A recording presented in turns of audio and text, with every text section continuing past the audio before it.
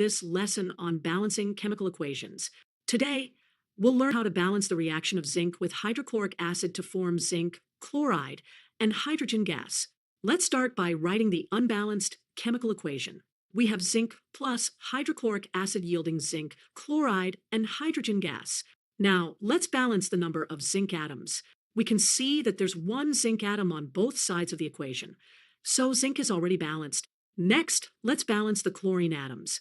There are 2 chlorine atoms in zinc chloride on the right side, but only one in hydrochloric acid on the left side.